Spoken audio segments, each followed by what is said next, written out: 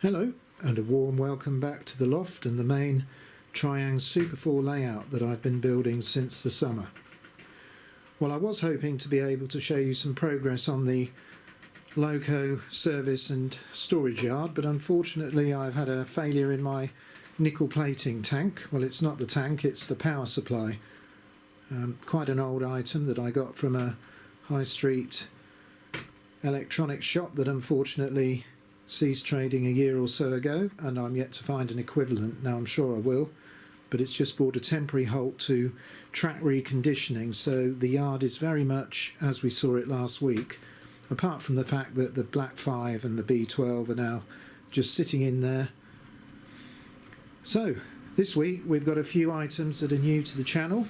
I've been doing a little bit of refurbishing of Locos, and I've got a couple to show you. And also I've got a little bit of a breakdown service on the branch line. So anyway, on the Upward Mainline today I've got this excellent Tri-ang M7 044 tank in Southern Livery number 328, and that's R.868. It's a really beautiful little Tri-ang Loco. Now we're running items from all different makes in the collection today. So I've got these I think they're really pretty, these Hornby-Dublo tin plate suburban Southern region coaches. So I've got my Tri-ang Hornby horsebox converter wagon there, and that's doing its job as a little suburban service on the upward line. Now on the downward line we've got a Wrenn Loco today, and this is number 2237 Lyme Regis. This is a rebuilt West Country class, so that's a lighter Pacific than the Merchant Navy class. Another Bulliard designed Loco, great thing. This one now with external valve gear. Originally they had a chain gear, well, sort of driven chain oil bath. I think it was quite troublesome setup, and when they were rebuilt they went to the sort of standard external valve gear. So what have we got behind that? We've got some quite nice Tri-ang Pullmans in order. We've got Jane and Ruth, Anne and Mary, and a third and brake, which is car number 79. So that's going to be our downline service today. But before any of this can happen, there's been a call from some track maintenance men.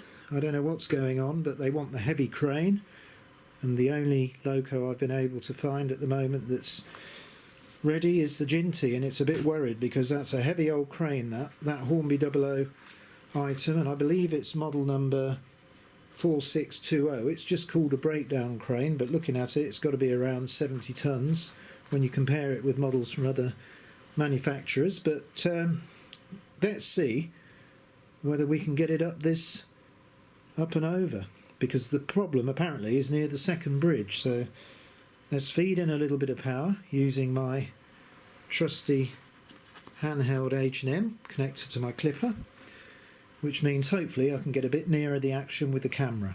So let's see what happens.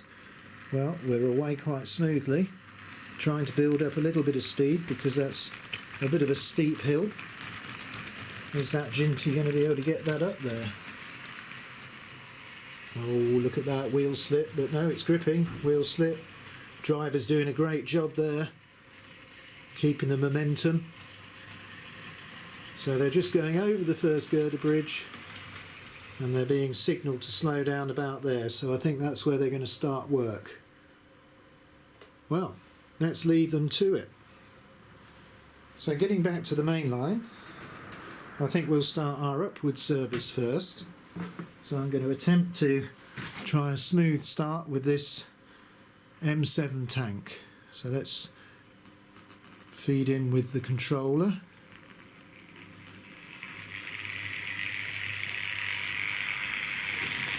Looking quite good. Glowing firebox should be visible. Maybe we'll catch that on the next lap. Let's just follow it around the layout. I have got it set quite slow, so I hope we don't have any problems over points or diamonds. It's a nice looking loco, this Tri-ang. I think it looks really attractive in this green livery. There is a black version which looks slightly, I don't know, a little bit duller, but this is a great looking loco. So let's look for that firebox. Is it in there? Yeah, there we are, catching a glimpse of that glowing away. Plenty of shoveling by the firemen to get that red hot. So as that goes round the layout, oh, it does actually have an opening smoke box door, but I jibbed out of prizing it open because the plastic looks very delicate, and as it's been in storage so long, I've had issues with plastic cracking unexpectedly, and as it's such a nice looking loco, I chickened out of prizing it open. So the two features that are really quite good on this loco, we can see the glowing firebox, but unfortunately the smoke box door is going to remain closed. Right, now let's see if we can start this downward service. This light Pacific. Going to endeavour to start this off as smoothly as I can.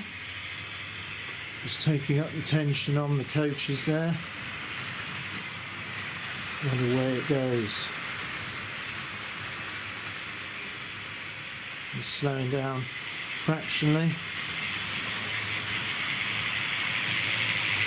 There goes the M7 now, that's loosening up, picking up speed.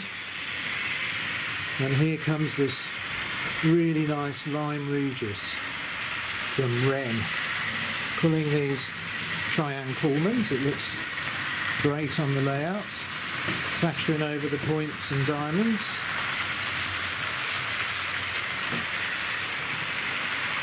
It's good to be able to mix and match these locos and rolling stock from different manufacturers.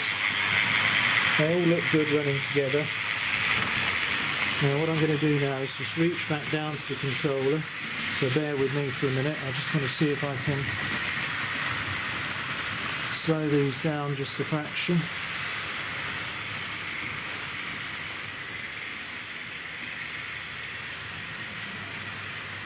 Going to follow the Wrenn now around the back of the layout. Quite a nice scale speed. Valve gear looks great. See if we can get a good shot of it as it comes around this third radius curve.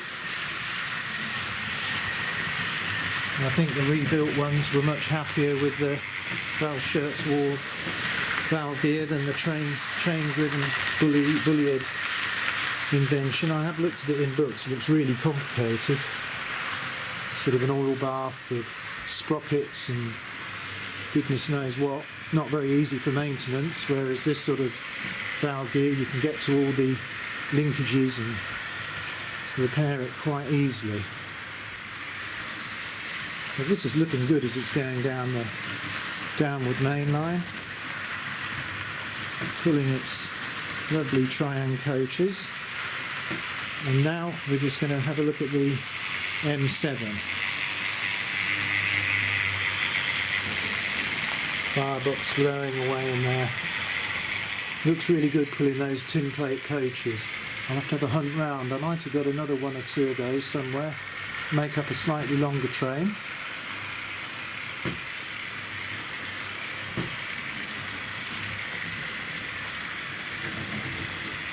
Well, they're going round the main lines quite effectively now. We'll just watch the Lyme Regis go past.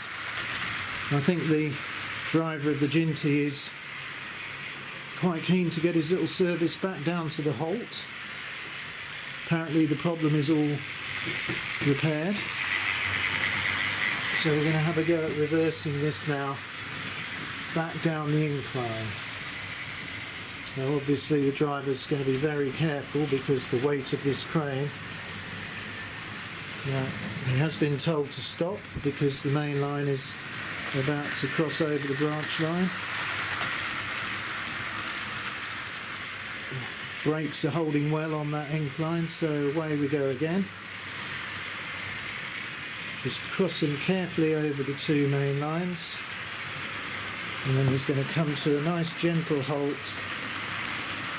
Ooh. just past the halt.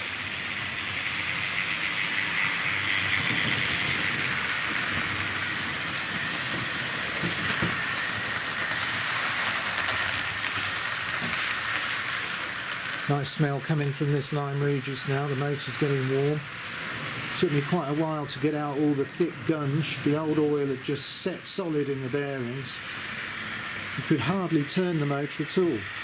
It's an excellent ring-field motor. It's quite easy to unscrew the back part of the motor without disturbing the magnet and just take the brush holder and the end bearing off. Clean it all out. Just have to be careful, there are little thrust ball bearings in there, I don't want to lose those. But this is running like a smooth thing now. So I'm just going to get in position to watch the M7 hopefully come under these bridges in a minute. I can hear it approaching.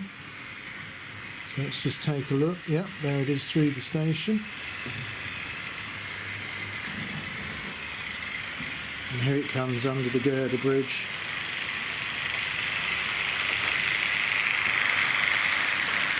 Crosses over with the Lyme Regis.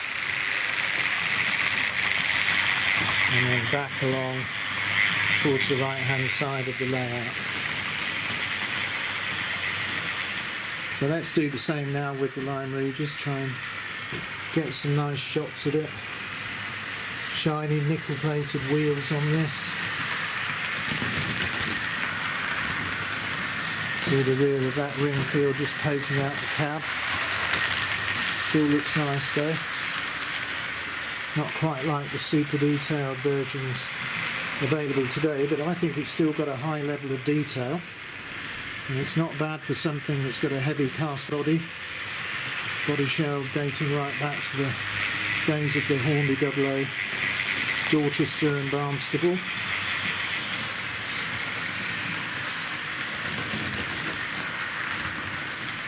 Well, I think we're coming to the end of our little running session for today. I hope you've enjoyed seeing these different locos, seeing the crane moving around the branch line. So while these just finish their services on the two main lines, until the next video, I'll say goodbye.